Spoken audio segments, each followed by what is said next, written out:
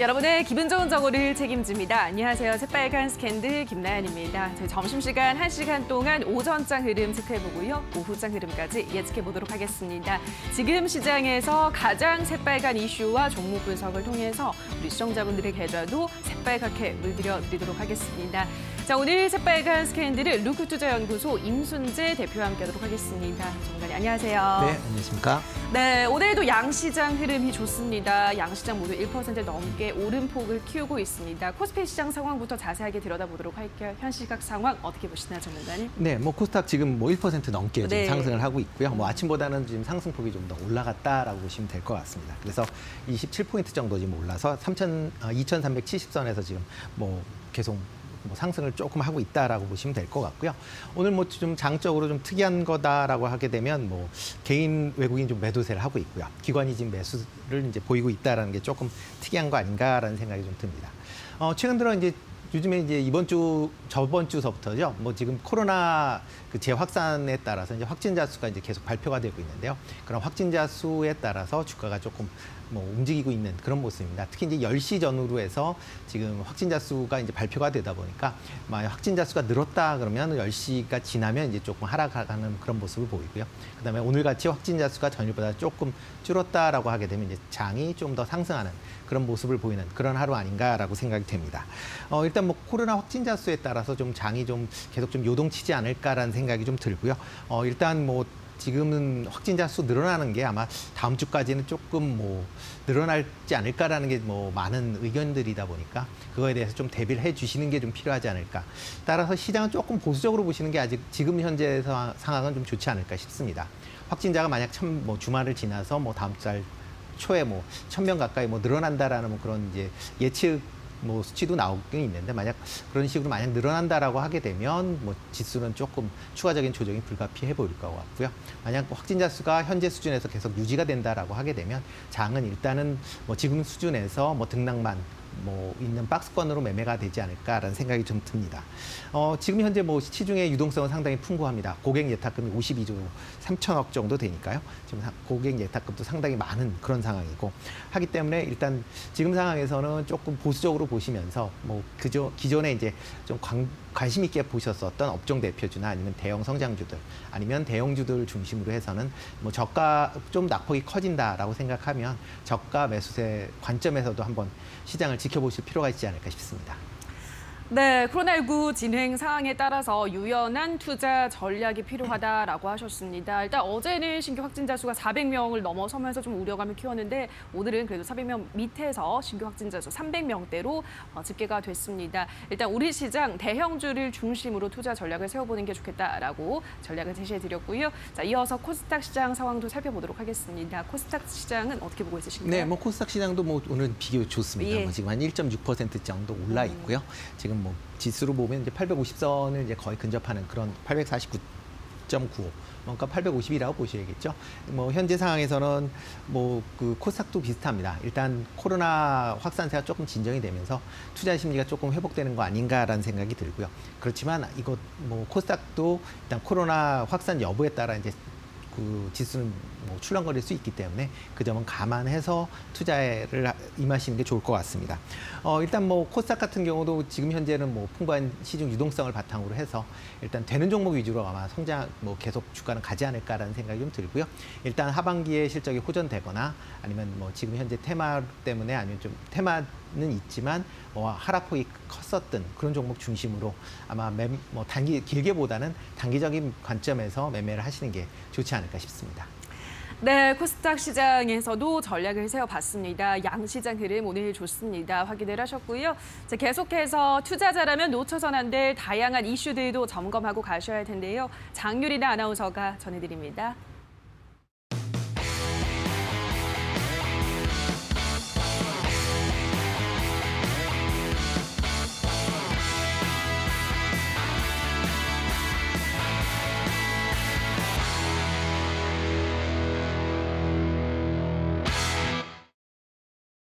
새빨간 이슈의 장유리나입니다. 오늘도 5가지 이슈를 가지고 왔는데요. 첫 번째로는 바로 해외 이슈 가지고 왔고요. 두 번째로 살펴볼 내용, 9월 증시 조정론 정말 사실일까? 이에 대한 내용도 준비를 했습니다.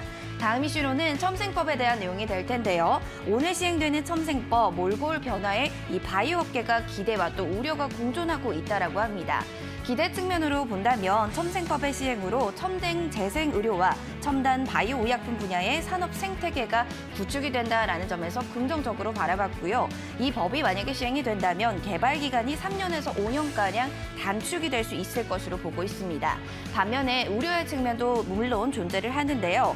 허가 지원보다는 안정성 확보가 더 중요하다라는 이야기도 있는 만큼 이 안에서 글로벌 시장을 공략할 K-바이오는 과연 어떤 종목이 될지 잠시 뒤 전문가님과 이야기 나눠보겠습니다. 네 번째로는 하반기 석유화학 시장에 대한 내용과 식품주에 대한 내용 가지고 왔습니다. 첫 번째 이슈부터 자세히 살펴보겠습니다. 바로 S&P 500 지수가 사상 처음으로 3,500선을 터치했습니다. 다우존스 산업평균지수 장중한 때 지난해 말 수준으로 좀 회복을 한 건데요. 이유는요, 연준이 지난 당분간 고물가를 좀 인용하고 제로 금리를 유지하기로 했다라는 소식이 호재로 작용됐습니다. 제이스 퍼먼 전 미국 국가경제회의 수석 부의장은요, 앞으로는 5년 동안 기준금리가 제로로 유지가 돼도 놀라지 않을 것이다라고 말하면서 FOMC 이날 성명을 통해서도 장기적으로 평균 2%의 물가 상승률을 달성을 추구하기로 만장일치를 했다라는 의견을 내놨습니다.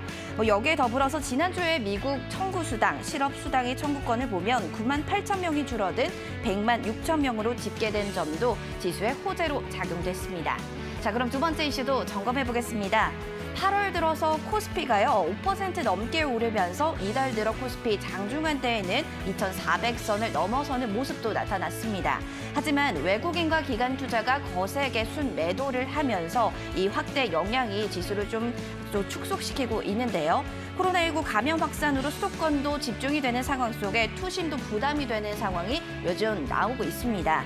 이런 이유 때문인지 증시 전문가들은 9월에 대한 시각이 조금은 보수적이었습니다. 경제활동 정상화 실패의 불확실성, 여기에 밸류에이션 부담 확대 영향으로 상승 기조를 이어가기에는 어려울 것이다라고 전망했는데요.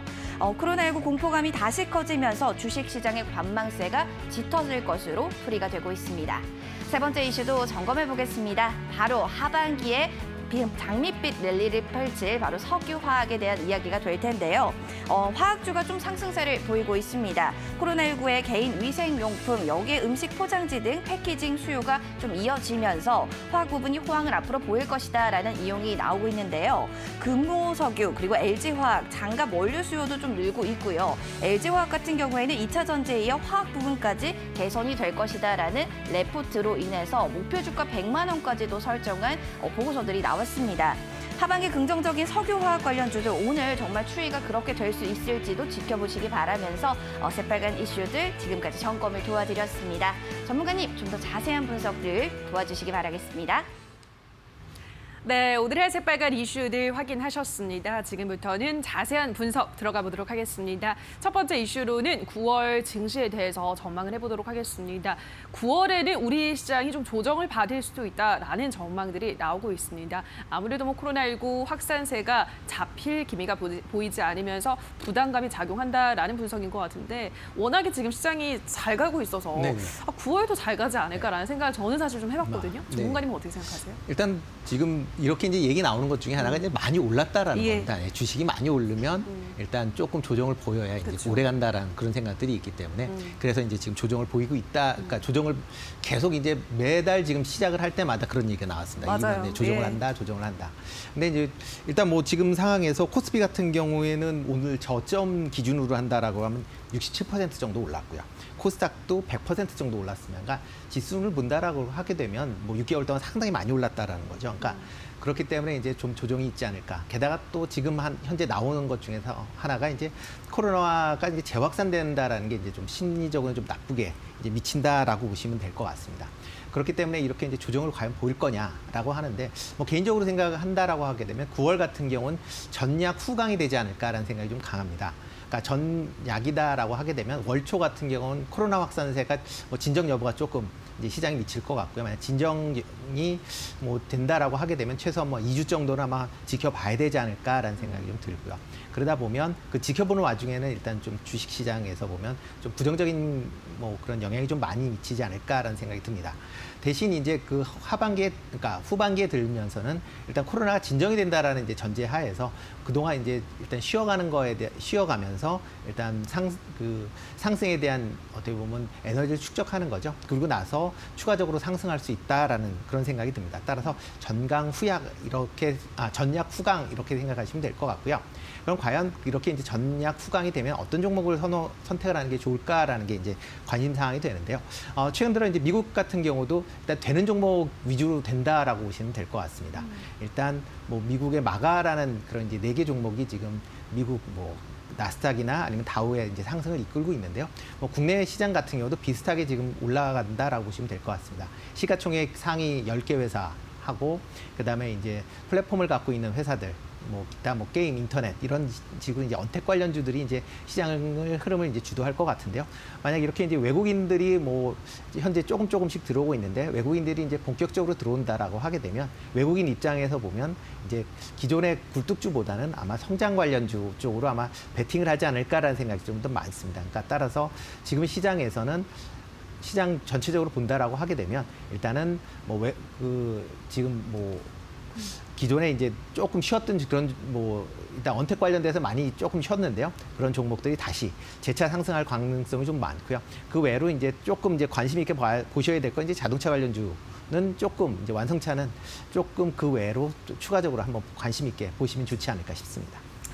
네, 9월 우리 시장 전약 후강에 장세가 펼쳐질 가능성이 높다라고 하셨습니다. 그리고 외국인 투자자가 유입이 된다면 경기 성장주 중심으로 모시고 또 완성차, 자동차 관련주들도 눈여겨보시는 게 좋겠다 설명해드렸습니다.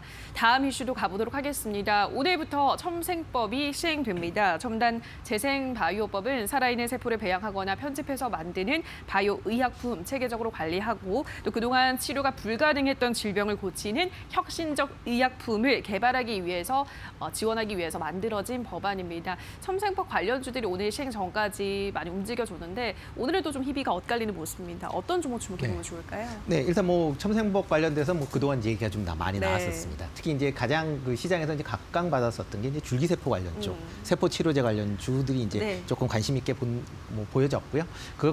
일단 첨생법 관련된 이슈가 뭐 작년부터 계속 나왔기 때문에 뭐 관련주 쪽으로는 조금 이제 강한 그런 모습을 보였습니다.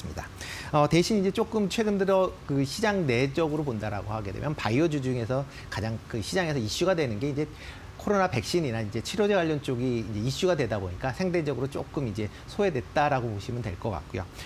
그런 이제 소외에서 조금 벗어날 수 있느냐라는 관점에서 본다라고 하게 되면 아직까지는 조금 더 지켜보시는 게 맞지 않을까라는 생각이 듭니다. 이게 단기적인 이슈보다는 장기적인 이슈이기 때문에 그런 이제 그 제도가 어느 정도 안착될 때까지는 아마 조금 이제 뭐 적극적으로 투자하시는 것보다는 일단 조금 소극적으로, 그러니까 보수적으로 좀 하시는 게 좋지 않을까라는 생각이 들고요. 일단 관심 있게 보이신 종목은 이제 대표적인 이제 그 첨생법 관련주라고 볼 수 있죠. 파미셀 정도 이제 관심 있게 좀 보시면 될 것 같고요. 최근 들어 이제 조금 옆으로 그 이제 줄기세포 관련된 쪽으로 이제 많이 있는데 뭐 최근 그 코로나19 관련돼서도 이제 반짝 올랐다가 지금 조금 주춤하고 있는 그런 모습인데요. 장기적으로 보면 괜찮지 않을까라는 생각이 들고요. 또 하나 이제 관심 있게 보셔야 될 거는 그 SCM 그 생명과학입니다. SCM 생명과학 같은 경우도 지금 줄기세포 치료제 관련돼서 여러 가지 이제 파이프라인이 있습니다. 그래서 이 종목도 일단 뭐 중장기적으로 한번 관심 있게 보실 필요는 있으시고요. 또 하나 보셔야 될 게 이제 제넨바이오라는 종목입니다. 제넨바이오 같은 경우는 이제 이종간 이제 장기 이식을 이제 주로 하는 그런 그 연구를 하는 그런 회사다라고 보시면 될 것 같습니다. 지금 현재 시장에서 최근 조금 급등을 했습니다. 이유 중에 하나는 무균 돼지에 있는 췌장을 인간한테 이식하는 그런 이제 임상 실험을 이제 하겠다라는 건데요. 그런 관련돼서 첨생법 관련돼서 어떻게 보면 가장 큰 수혜를 입어서 이제 실험을 할 수 있게 됐다라고 보시면 되니까요. 이런 종목 쪽으로는 조금 관심 있게 보실 필요는 있지 않을까 싶습니다. 네, 관련해서 관심 가져볼 만한 종목으로 파미셀, SCM 생명과학, 그리고 제넨바이오 이렇게 짚어드렸습니다. 한번 주목을 해보시기 바랄게요. 자, 여기까지 오늘의 새빨간 이슈들 루크투자연구소 임순재 대표와 함께했습니다. 전문가님 고맙습니다. 네, 고맙습니다. 네, 오늘의 새빨간 이슈들 다시 한번 화면으로 체크하고 오시죠.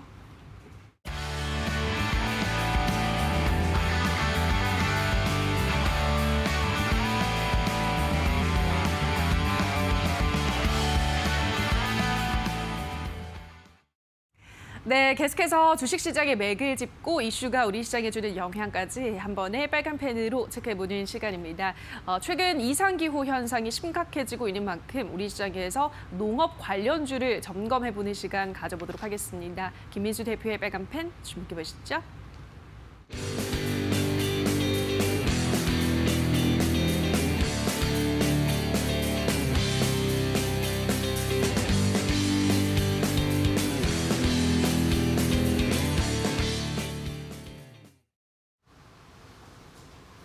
안녕하십니까. 김민수의 빨간펜 시간입니다.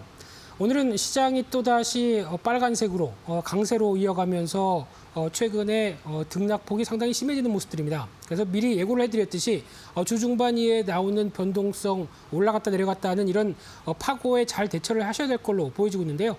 그와 함께 또 다음 주는 월말과 월초까지 이어지다 보니까 이어지는 변동성이 다음 주까지도 계속 이어지겠다라는 부분들 쪽에서 그래도 주도주 중심으로는 계속 포트폴리오를 압축해가면서 이를 잘 대응하자 계속 안내를 드리고 있는데요.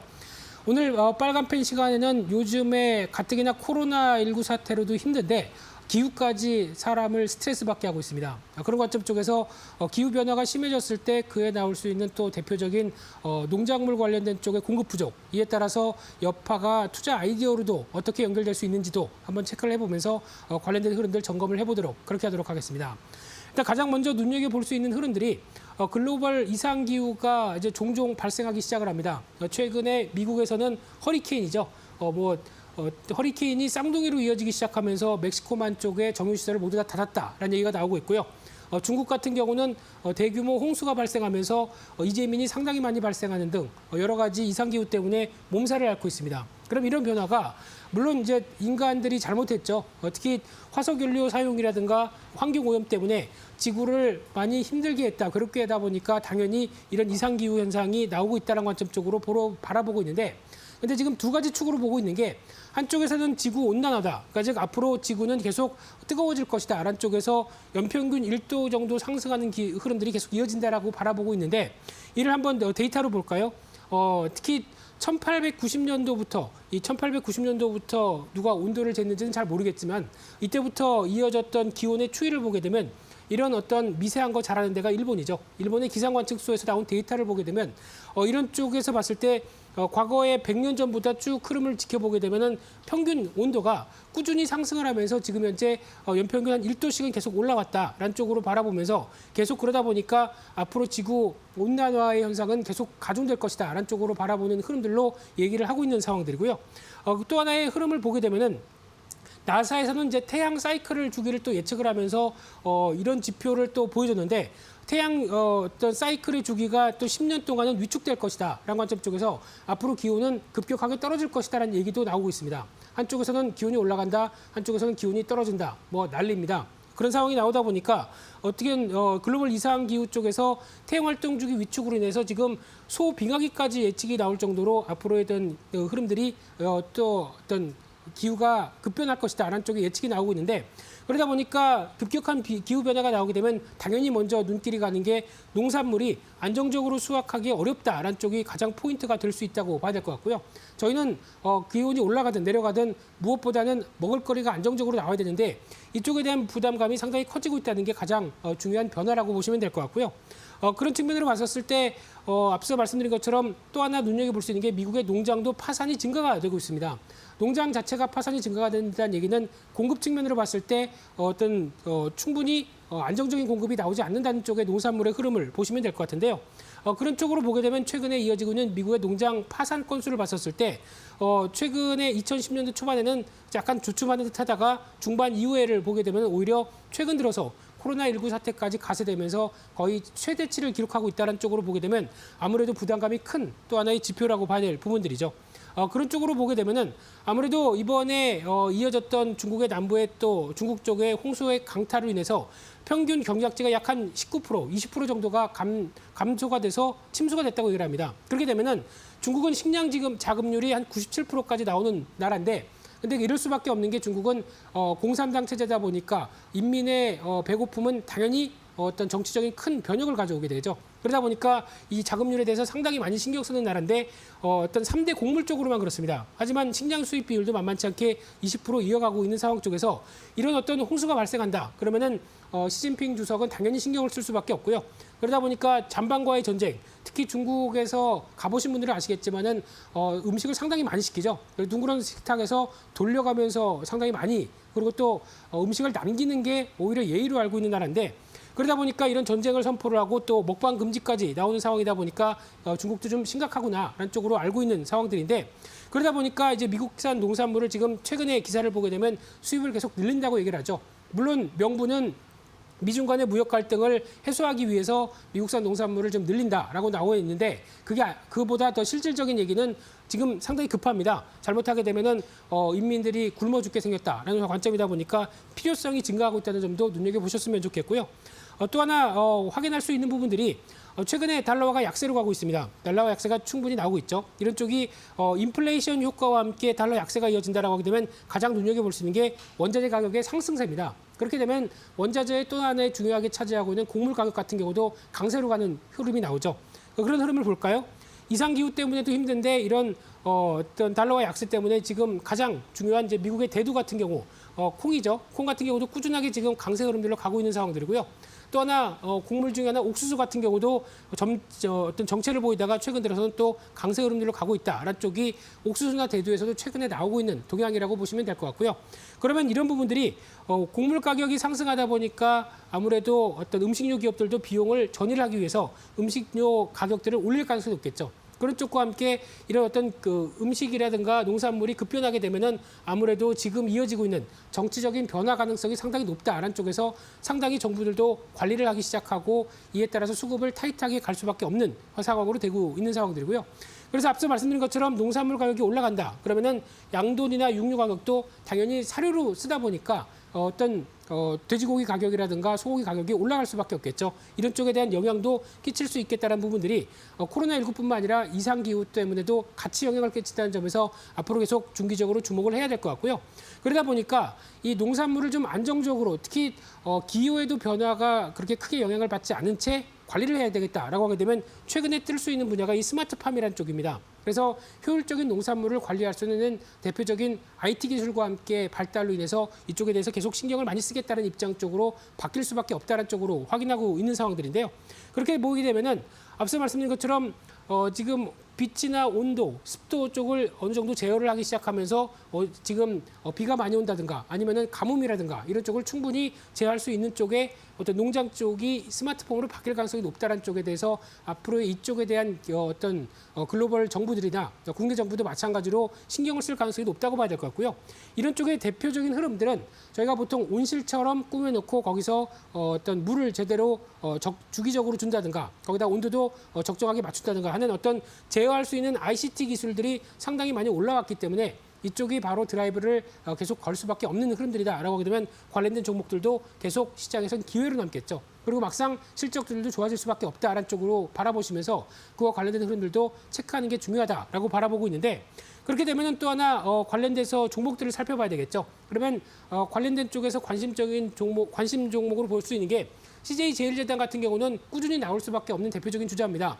특히 HMR이 계속 또 지금 2차 사회 거리두기 운동 쪽에서 계속 부각이 되고 있다 보니까 요즘 배달 음식들, 특히 어떤 가정 간편식들 상당히 또 어떤 수요가 늘어날 수밖에 없는 상황들이죠. 그러다 보니까 성장은 계속 나올 수밖에 없고요.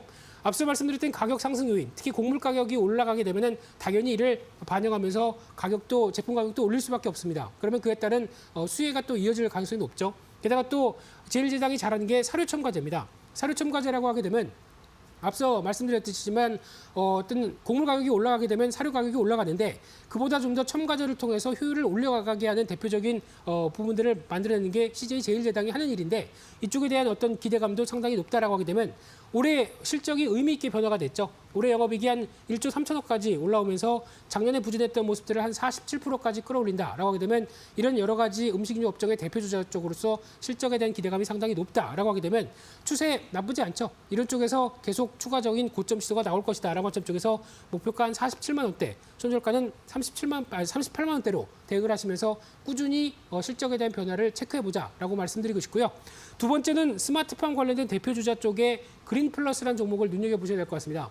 특히 알루미늄 압출 쪽에서 한 44% 매출 비중이 나오는데 이를 통해서 뭘 하느냐라고 보게 되면 우리가 잘하는 거는 온실 관련된 쪽을 잘할 수 있다. 라다 보니까 온실 자재나 시공 쪽으로도 또 영역을 확대하는 사업들이죠. 이쪽에서 매출 비중이 30% 가까이 나오다 보니까 지금 이어지고 있는 스마트팜 관련된 대표적인 수혜를 받을 수 있는 종목입니다. 게다가 첨단 온실 전문 업체뿐만 아니라 이제 자동 관수 같은 환경 제어 시스템도 같이 연관되기 시작하면서 이쪽에 대한 여러 가지 변화를 끌고 있다는 쪽에서 눈여겨 보실 수 있는데 그러다 보니까 실질적인 수혜죠. 실적 자체도 이런 부분들이 확인되기 시작하면서 올해 영업이익이 한 74억, 한 45% 증가할 걸로 보여지고 있고요.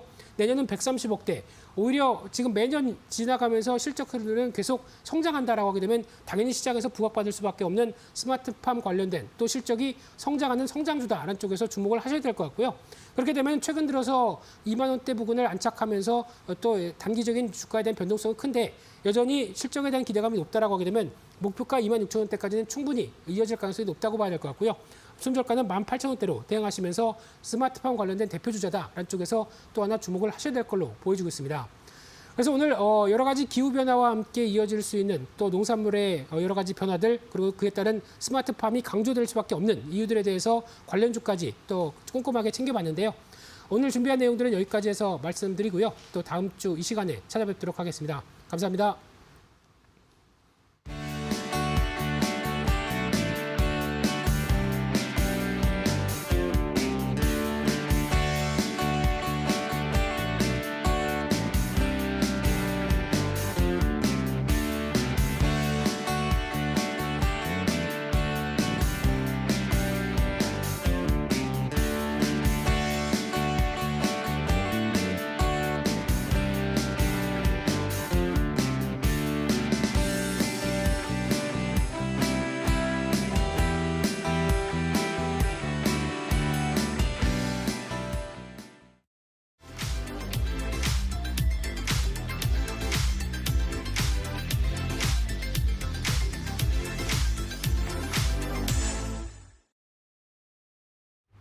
네, 오늘 김민수 대표의 빨간펜 시간에서는 심해지는 이상기후 속에서의 농업 관련주 점검해보는 시간 가져봤습니다. 다만 저희가 방송에서 전해드리는 내용은 투자 판단에 대한 조언일 뿐이라는 점 유의해 주시고요.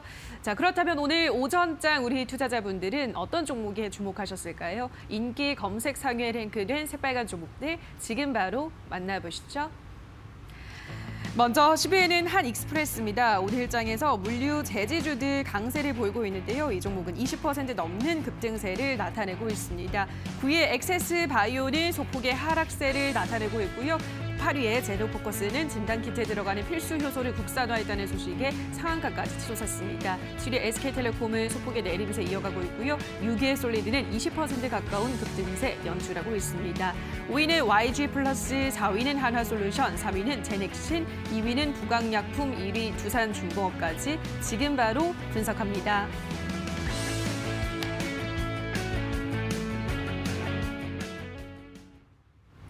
네, 지금부터는 100% 리얼입니다. 한 포털 사이트 종목 토론방에 실시간으로 올라오는 글을 보면서 전문가의 종목 분석까지 들어보는 시간인데요. 자, 오늘은 황민혁 전문가와 함께하도록 하겠습니다. 전문가님 안녕하세요. 네, 안녕하십니까. 네, 자 오늘의 5위부터 바로 만나보도록 하겠습니다. 오늘의 5위는 YG 플러스입니다. YG 소속 걸그룹이죠. 블랙핑크와 미국 팝스타 셀레나 고메즈가 협업을 해서 디지털 싱글 오늘 공개될 예정입니다. 그리고 송민호, 악동 뮤지션 등등 YG 아티스트들이 하반기 또 음반 판매 계획을 앞두고 있는데요. 자, 그러한 기대감으로 오늘 일장 이 종목이 20% 넘게 급등하고 있습니다. 자, YG 플러스는 더 올라갈 수 있을까요, 전문가님? 사실 아티스트 쪽에 대한 기대감은 주가가 올라갈 때 좀 굉장히 많이 올라가는 경우가 있어요. 그래서 지금은 아무래도 고 의견을 드려야 될 것 같습니다. 알겠습니다. 고 외치면서 토론방 체크해보도록 하겠습니다. YG 플러스에 대한 의견입니다. 이리 보고 저리 봐도 오늘 상한가 찍을 듯 그냥 모든 조건이 상한가 직행임. 지금 고점입니다. 여기서 잡으면 돌이킬 수 없어요. 빨리 팔고 나가는 사람이 승자. 무조건 10,000원은 찍는다고 본다. 9월 안에 10,000원 터치에 한 표라고 하셨습니다. 일단 첫 번째 게시글 보면 오늘 모든 조건이 상한가로 갈 수밖에 없는 조건이다라고 하셨습니다. 어떻게 생각하세요? 네, 여기서 말하는 조건이 뭔지가 네, 사실 좀 궁금하긴 해요. 예. 네, 어떤 조건이었는지 모르겠지만 사실 뭐 이슈라든지 이제 시장의 분위기로 보면 이런 엔터 쪽 사업과 관련해서는 이제 주가가 올라갈 때는 시세가 굉장히 많이 나는 그런 경우들이 있어요. 하지만 실망감 역시도 이제 주가가 하락으로 또 작용을 하기도 하죠. 사실 YG 플러스 같은 경우에는 최근에 이제 블랙핑크에 대한 어떤 이슈로 인해서 그동안 시장에서 주목을 또 많이 받아왔어요. 근데 제가 볼 때는 이제 사실 YG 쪽과 관련해서는 아직까지는 이제 쉽게 손이 좀 안 간다라고 생각이 그래요? 들어요. 왜냐하면 지난해 같은 경우에도 이제 좀 어떤 악재들이 좀 많이 있었지 않습니까? 네. 근데 그런 악재를 딛고서 이제 올라오고 있긴 하지만 이런 악재가 사실 완벽하게 이제 소멸됐다라고 보진 않아요. 뭐 실적적인 부분도 아직까지는 영향을 좀 많이 받고 있는 부분도 있고 그래서 YG 플러스는 이제 유동성의 힘으로 그리고 기대감으로 주가가 올라오고 있긴 하지만 너무 큰 과대하게 이제 우리가 기대를 갖고 보실 필요는 없지 않을까 생각이 들고요. 그리고 이제 소문에 사서 또 뉴스에 팔라라는 얘기가 있죠. 그래서 추가적으로 조금 더 올라갈 여지는 남아 있다라고 생각을 해서 이제 그 의견을 드리긴 했지만 그래도 여기서 또 욕심을 부리고 너무 이제 좀 너무나 높은 목표 주가를 생각하고 하신다면 그에 따라서 또 피해를 입을 수가 있습니다. 그래서 저는 보유 계신 분들 충분히 수익이 낮다라고 생각이 된다면 지금부터라도 이제 조금씩 이제 욕심을 줄여가면서 분할 매수 관점으로 보는 게 맞지 않을까 이렇게 말씀을 드리겠습니다. 네, 수익이 났을 때 YG 플러스는 조금씩 분할 매도를 해서 차익을 실현하는 게 좋겠다라고 하셨습니다. 자, 그러면 다음 게시글을 보도록 할게요. 지금 고점입니다. 여기서 잡으면 돌이킬 수 없어요. 빨리 팔고 나가는 사람이 승자라고 하셨는데 오늘 어쨌든 그런 급등을 했잖아요. 오늘 정리를 하는 게 좋을까요? 아니면 전문가님 어디까지 좀 더 보시나요? 일단 뭐 지금은 추가 상승이 조금 더 가능해 보인다라고 생각이 들고요. 그리고 이 글을 쓰신 분들은 아마 이제 파신 분인 것 같아요. 파란데 올라가서. 예. 네. 그런데 지금 YG 플러스는 제가 볼 때는 이제 뭐 10,000원 정도의 어떤 주가 상승을 뭐 그 정도까지 높이 보기보다는 맞아요. 수익이 났다면 당연히 챙기는 게 맞고요. 사실상 갑작스럽게 이제 주가가 빠지는 경우들이 상당히 많거든요. 이렇게 유동성으로 갑자기 튀어버리는 종목들 같은 경우에. 근데 만약에 오늘 상한가를 들어가려고 했다면 사실 오전에 좀 빨리 들어가는 게 맞다고 생각이 드는데 어쨌든 후반까지 너무 지켜보지 마시고 차라리 지금 현재 20% 정도 대에서 지금 유지가 되고 있잖아요. 그래서 20%대에 유지가 된다면 뭐 다음 주로 한번 확인해 보는 것도 괜찮지만 20%를 유지하지 못하고 장중에 좀 떨어지게 된다면 차라리 수익 실현을 하자라는 의견 드리도록 하겠습니다. 네, 10,000원까지 지금부터 보기는 조금 무리일 수도 있다라는 의견 전해드렸습니다. 적절한 구간에서 수익 실현하시기 바라고요. 다음 종목도 바로 보도록 할게요. 오늘의 4위는 한화솔루션입니다. 이 종목이 이틀 연속 상승하면서 52주 신고가를 경신했습니다. 한화솔루션이 태양광 사업 부문을 이끄는 한화큐셀이 프로토콜에서 최초로 에너지 저장 장치가 결합된 대규모 태양광 발전 사업 수주했다는 소식 긍정적으로 작용하고 있습니다. 한화솔루션은 정말 쉬지 않고 주가가 상승하고 있습니다. 여기서 더 올라갈까요, 전문가님? 네, 저는요. 고 의견 드리도록 하겠습니다. 알겠습니다. 한화솔루션도 고 외치면서 토론방 지켜보도록 하겠습니다. 한화솔루션에 대한 의견입니다. 지난 금요일 35,000원에 들어왔습니다. 다른 데서 큰 손실 봤는데 기쁘네요. 장투로 봐야겠죠. 한화 종합화학 상장될 때까지 진득하게 들고 갈 생각. 다들 좋은 건수 놓치지 마세요. A 어제 괜히 팔았네. 오늘 다시 들어와서 45,000원까지 기다려봅니다. 라고 하셨습니다. 일단 첫 번째 게시글 보면 지난 금요일에 들어오셔서 지금 수익을 많이 그래도 챙기고 있으신 편입니다. 장투로 봐야겠죠라고 하셨는데 어디까지 보는 게 좋을까요, 전문가님? 네. 사실 하나솔루션이라는 기업은 굉장히 괜찮은 기업이었거든요. 네. 그래서 이제 지난번에 주가가 3월 달에 급락이 나왔을 때 아마 이제 방송에서 계속 소개를 많이 해드렸었어요. 이런 종목은 저점에서 좀 잡아두고 가시면 괜찮다라고 얘기를 많이 해드렸는데 이번에 하나솔루션 같은 경우에 태양광 쪽과 관련해서 이제 그린뉴지 정책 수혜도 또 받았었고 그러면서 주가가 이제 계속해서 올라가고 있어요. 사실 저는 이제 하나솔루션의 주가가 지난 이제 역사적인 고점 자리를 보게 된다면 거의 뭐 지난 2017년도 부분까지 와 있거든요. 이번에 이제 새롭게 우리가 도약을 할 수 있을까 이 부분에 대해서 이제 우리가 또 고민을 해볼 필요가 있는 그런 시기인 것 같아요. 그런데 하나솔루션에 대한 기업 가치를 보게 되면 최근에 수주 소식도 있었지만 이 기업 같은 경우는 이제 태양광 쪽에서에 대한 어떤 소비라든지 수요적인 부분에서 사실 태양광 산업의 업황이 좋지는 않았지만 이 기업 같은 경우 태양광 쪽에서의 실적을 그동안 꽤 잘 뽑아냈던 기업이거든요. 그렇기 때문에 태양광 쪽에서 이제 단연 탑픽 종목을 뽑는다면 사실 하나솔루션을 빼고 갈 수가 없어요. 저 같은 경우에는 지금 37,900원 그동안 이제 이 기업에 대한 상담을 진행해 오면서도 25,000원이나 3만 원대에서도 계속 이제 보유하면서 끌고 가야 된다라고 얘기를 해드렸고 지금 같은 경우에도 이번에는 새로운 고점이 또 시도가 되는 그런 시기가 되지 않을까. 저는 지금 현재 시점에서도 역시 추가적인 상승 여력은 있다라고 생각이 들고 보유하고 계신 분들은 좀 끌고 가면서 다음에 4만 원 이상의 어떤 상승을 한번 기대해 보는 것도 좋지 않을까 이렇게 말씀을 드리고 싶습니다. 네, 계속 보유를 하는 게 좋겠다. 4만 원 이상까지도 노려보자라는 긍정적인 전망 제시해드렸습니다. 이제 3위를 만나보도록 할게요. 오늘의 3위 종목은 제넥신입니다. 제넥신이 최근 영국에서 진행된 코로나19 중증 환자 대상 임상에서 인터루킨 7이 T세포수를 올리면서도 안전하고 또 부작용을 일으키지 않은 게 확인이 됐다라고 밝히면서 전거래일에 이어서 오늘도 올라가고 있습니다. 상승폭은 어제에 비해서는 크진 않습니다. 제가 들어오기 전까지는 일단 보합세를 보여주고 있었는데 제넥신은 고일가의 스탑일까요? 네, 사실 이 기업은 진짜 판단하기가 되게 힘들어요. 예. 신고가를 또 나오고 있고 이런 상황에서는 이제 사실 추가적인 상승 여력을 좀 더 보긴 해야 되겠지만 저는 여러분들이 좀 걱정이 돼요. 그래서 저는 제넥신에 대해서는 스탑 의견 드리도록 하겠습니다. 알겠습니다. 제넥신을 스탑 들면서 토론방 체크해보도록 하겠습니다. 제넥신에 대한 의견입니다. 더 이상 안 빠지는데 그럼 뭐다? 빨리 매수하라는 신호지. 차트도 잘 모르는 주린입니다. 평단 13층인데 언제까지 묵혀두면 좋을까요? 촉이 있으면 지금 들어올 텐데 오늘 최소 5% 이상 상승 예상이다. 내 촉을 믿자라고 하셨습니다. 일단 첫 번째 게시글 볼게요. 더 이상 안 빠지니까 빨리 매수하라는 신호다라고 하셨습니다. 어떻게 보세요? 네, 뭐 빠지긴 해요. 오늘 같은 경우에 조금 빠지고 있는데 네. 뭐 급하게 빠지지는 않는다라는 거죠. 그거 다행인 거예요. 사실 이렇게 이제 주가가 많이 올라온 종목들 같은 경우에는 서로 눈치를 많이 보거든요. 여기서 더 올라갈까 아니면 여기서 떨어질까 고민하는 과정에서 이제 손바뀜이 조금 나오고 있거든요. 제가 볼 때는 이렇게 이제 급등하는 종목들 같은 경우에는 사실 지금 당장 이제 매수하신 분들 이제 그동안 매수해서 수익이 나오고 계신 분들은 굉장히 수익이 또 많이 나 있을 거예요. 하지만 여기서 조금 더 올라갈 거라고 생각하고 기다렸다가 만약에 빠져버리면 그때는 이제 또 후회를 합니다. 그때 이제 팔 걸 이렇게 생각을 하거든요. 이제 빠져버리면. 그래서 이제 그 다음 생각은 뭐냐면 다시 올라왔을 때 지난번에 이 자리까지 올라오면 그때 팔아야 되겠다고 생각하고 기다려요. 근데 만약에 또 올라오지 못하고 주가가 또 떨어지면 그때는 손실을 못 합니다. 결국은 이제 수익이었음에도 불구하고 이제 손실로 나오는 경우들이 생겨요. 그래서 저는 지금 코로나19와 관련된 이슈들이 사실 뭐 계속 이제 꾸준하게 주가에 영향을 주고 있긴 하지만 언제 갑자기 또 종목들이 바뀔 수가 있거든요. 그래서 저는 제넥신은 지금 현재 보유하고 계시고 지금 수익 중이라면 당연히 매도를 고민해야 되는 자리다라고 말씀을 드리도록 하겠습니다. 네, 지금부터는 매도를 고민을 해볼 구간이다라는 설명을 전해드렸습니다. 다음 게시글을 또 보도록 할게요.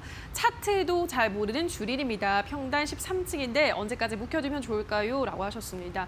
주린인데 일단 수익을 잘 보고 계십니다. 13층, 13만 원대면 어디까지 더 보는 게 좋을까요? 네, 뭐 차트를 잘 하시는 분들보다 오히려 수익이 잘 났을 수도 있어요. 음. 네, 일단 뭐 지금 이제 이번에 시장에 진입을 해서 처음에 이제 수익을 내신 것 같은데 이럴 때일수록 이제 지키는 게 중요하겠죠. 항상 이제 욕심이라는 건 이제 상황에 따라서 계속 이제 변하게 되거든요. 그래서 앞에서 말씀드렸지만 평단가 13만 원이다. 그러면 지금은 뭐 과감하게 수익 실현을 해야 되는 시점이기 때문에 뭐 뒤도 돌아보실 필요 없습니다. 그리고 매도했으면 이 종목은 안 보시는 게 좋아요. 보통 이제 또 수익을 냈기 때문에 다시 한번 볼까라고 생각하시는 분들도 있어요. 하지만 시장의 변화가 분명히 또 올 수 있는 그런 시기이기도 하고 주가는 좀 많이 높은 그런 가격이기 때문에 지금 이제 13만 원에 계신 분들은 나오시기를 말씀드리도록 하겠습니다. 네, 지금 충분히 수익 실현하기 좋은 구간이다 설명해드렸습니다. 다음 종목도 보도록 할게요. 다음은 부광약품입니다. 부광약품은 올해 하반기에 덴마크 자회사가 국내 주식시장에 상장시킬 계획이 알려지면서 오늘 일정 강세로 출발하긴 했지만 상승분이 전부 반납을 하고 있는 상황입니다. 부광약품은 고일까요, 스탑일까요? 네, 부광약품에 대해서는 저는 스탑 의견 드리도록 하겠습니다. 네, 부광약품도 스탑 들면서 토론방 체크해보도록 하겠습니다. 부광약품에 대한 의견입니다. 4만 원대 안착만 잘 해준다면 목표가 7만 원까지는 그냥 갈 듯 4만 1,200원에 물렸습니다. 살려주십시오. 오늘 중에 제자리 올까요? 여기서 아직도 노는 사람들은 뭐야? 우하향 추세다. 얼른 튀어라고 하셨습니다. 일단 첫 번째랑 세 번째를 같이 볼게요. 첫 번째 분은 목표가 7만 원까지는 그냥 갈 것 같다라고 하시고 또 마지막 게시글을 쓰신 분은 얼른 튀어라라고 좀 부정적으로 보셨습니다. 전문가님은 이제 어느 쪽이실까요? 네, 뭐 중립이 없는 것 같아요. 네. 저는 약간 중립의 입장이고요. 네. 부강약품은 사실 이제 7만 원이라는 목표 주가는 언젠간 또 나올 수도 있겠죠. 뭐 그게 10년 후가 될 수도 있어요. 근데 지금 당장은 아닐 것 같고 일단 코로나19와 관련해서 주가는 많이 올라온 상황입니다. 근데 다른 종목들 대비했을 때 부강약품의 경우에는 주가 일정 포에서 좀 갇혀서 움직이는 경우들이 있어요. 지금 이제 만약에 이제 이 기업이 시세가 좀 강했다면 이미 전고점 자리를 한번 넘어서는 모습이 나왔을 거고 만약에 이번에 이제 이 자리를 못 넘었다면 이번 시세에서 분명히 45,000원 자리가 넘어갔을 거거든요. 근데 지금 이 고점에서 계속 이제 밑으로 빠지고 올라오고 했다는 건 결국은 이 기업을 지금 대부분의 사람들이 트레이딩 관점에서 보고 있다는 거예요. 즉 밑에서 이제 매매를 하고 있다는 거죠. 빠졌을 때 매수해서 올라갔을 때 팔고 또 빠졌을 때 매수해서 올라갔으면 팔고 지금 아직까지 부강약품은 하향 추세는 아닙니다. 아직 상승 추세 안에 흐름이 있는 상황이고요. 여기서 추가적으로 45,000원에 대한 매물을 확실하게 소화시켜 준다면 더 올라갈 수 있겠죠. 하지만 오늘의 흐름으로 봤을 때는 아무래도 다시 한번 주가가 이제 박스권 안에서 좀 갇힐 분위기가 있기 때문에 보유 계신 분들 같은 경우에는 뭐 신규로 매수하겠다. 32,000원, 33,000원대에서 확실하게 이제 반등이 나오게 된다면 그때는 트레이딩 관점에서 보셔도 괜찮지만 지금 무리하게 또 따라붙을 필요 없고 그리고 7만 원에 대한 목표 주가는 사실상 지금은 좀 꿈일 뿐이다라고 말씀드리고 싶습니다. 네, 부강약품 확인하셨습니다. 바로 또 오늘의 1위 종목도 만나보도록 할게요. 1위는 두산중공업입니다. 오늘 장에서 풍력주들 잘 가고 있습니다. 이 종목도 20%대 급등세를 시현하고 있는데요. 자, 두산중공업은 고일까요, 스탑일까요? 네, 이 종목은 사실 개인들이 많아요. 많은 종목이에요. 더 갈 거라는 생각, 사실 이제 약간의 꿈일 수도 있긴 한데 네. 그래도 지금으로서는 시세가 나오고 있기 때문에 저는 고 의견 드리도록 하겠습니다. 알겠습니다. 두산중공업은 고 외치면서 토론방 체크해 보도록 하겠습니다. 두산중공업에 대한 의견입니다. 지금은 숨고르기 중 소심한 개미들 정리되면 상한가 안착합니다. 다른 종목에서 탈탈 털리고 자포자기로 12,200원에 들어왔어요. 난 이제 모르겠습니다. 될 대로 되라지. 오늘 장 마감 전까지 25% 내외 왔다 갔다 하다가 종가는 상한가로 마무리 예상합니다. 라고 하셨습니다. 두산중공업 상한가 안착을 예상하는 분들이 꽤 많으시네요. 어떻게 전망하세요? 사실 뭐 이거는 보유하고 계신 분들은 그렇게 갔으면 좋겠죠. 그쵸. 저도 응원하는데 예. 사실 두산중공업은 지금 주가가 굉장히 많이 올라왔어요. 근데 두산그룹 자체적으로 사실 지금 현재 분위기가 좋은 분위기는 아니거든요.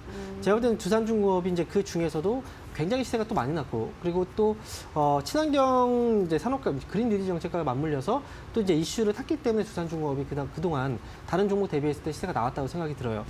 근데 두산중공업은 사실 두산그룹 안에서 가장 골칫덩어리 기업이거든요. 네. 그렇기 때문에 이렇게 이제 시세가 이 정도까지 나왔다는 건 어찌 보면 이건 거품이라고 생각하는 게 맞을 것 같아요. 저는 지금 올라가고 있는 것 자체가 끝이 보이는 상승이라고 생각하기 때문에 지금 이 종목을 지금 사고 있다는 것 자체가 어찌 보면 도박의 심리로 지금 이번에 한번 뭔가 해보자.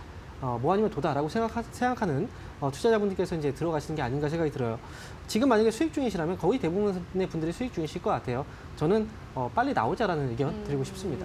네, 두산중공업까지 오늘의 새빨간 종목들 확인하셨습니다. 전문가 의견 다시 한번 화면으로 체크하고 오시죠.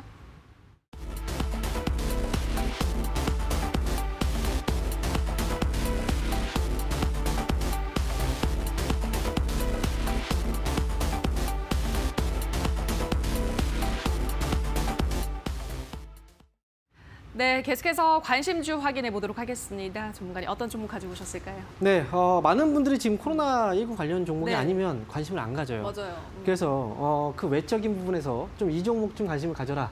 네, 그래서 저는 오늘 전통주 현대모비스라는 기업을 말씀을 드리고 싶습니다. 사실 뭐 시장이 올라갈 때마다 이제 시총 상위주들의 주가의 움직임이 상당히 강해요. 시장이 최근에 좀 조정이 나왔을 때 이제 테마주들이 이제 많이 올라갔지만 지금 같은 경우에는 시장이 아직까지 상승 추세 안에 있고 그다음에 시장이 추가적으로 상승에 대한 여지가 높은 그런 장이라는 점에서 결국 전통 이제 시총 상위주들 그리고 지금 올라가고 있는 종목들을 대부분 보면 현대차하고 기아차의 시세가 강합니다. 그래서 현대기아차와 같이 편승해서 어떤 이제 상승을 가져갈 수 있는 그런 종목. 그 종목이 바로 현대모비스라고 생각이 들어요. 사실 자동차 산업은 이제 많이 변화하고 있습니다. 내연기관차에서 전기차 그리고 앞으로 또 수소차까지 변화가 될 텐데 현대모비스 같은 경우에 이제 이런 자동차 산업의 변화에 가장 먼저 민감하게 대응을 하고 있고 그다음에 이 성장과 같이 함께 할 수 있는 그런 기업이다라고 보시면 좋을 것 같고요. 현대모비스가 오늘 같은 경우에도 무려 5% 정도의 상승이 나오고 있어요. 무겁다라고 생각할 수 있겠지만 현대차하고 기아차 주가가 최근에 올라간 걸 보시면 이 종목 역시도 갑작스럽게 주가가 또 급상승할 수 있다는 걸 염두에 주셨으면 좋겠습니다. 이것 같은 경우에는 지금 현재 22만 8천 원, 7천 원 정도의 거래가 되고 있는데 제가 볼 때는 그래요. 23만 원 아래 정도에 있다면 충분히 우리가 매수를 해서 가져갈 수 있는 가격적인 메리트가 있다고 생각이 들고요. 만약에 현대모비스를 매수를 하셨다면 이 기업 같은 경우에는 여유 있게 한 21만 원 정도까지 손절가를 두고 보셔도 좋을 것 같아요. 그리고 이제 매수해서 이제 끌고 간다라고 생각을 한다면 이 기업은 위쪽으로 25만 원 정도까지 끌고 가셔도 충분히 좋은 결과 나올 수 있으니까 제가 볼 때는 이제 목표 주가 25만 원까지 한번 대응해 보시면서 좀 안전하게 가보자라는 말씀을 드리도록 하겠습니다. 네, 오늘의 관심주로는 현대모비스 제시해드렸습니다. 여기까지 오늘의 새빨간 스캔들 황민혁 전문가와 함께했습니다. 전문가님 고맙습니다. 감사합니다. 네, 새빨간 스캔들 저희가 준비한 순서는 여기까지입니다. 저희가 방송에서 전해드리는 내용은 투자 판단에 대한 조언일 뿐 해당 종목의 상승과 하락을 보장하진 않는다는 점 유의해 주시기 바랍니다. 좋은 주말 보내시고요. 저희는 다음 주 이 시간에 다시 찾아오도록 하겠습니다. 오늘 방송 함께해 주신 여러분 고맙습니다.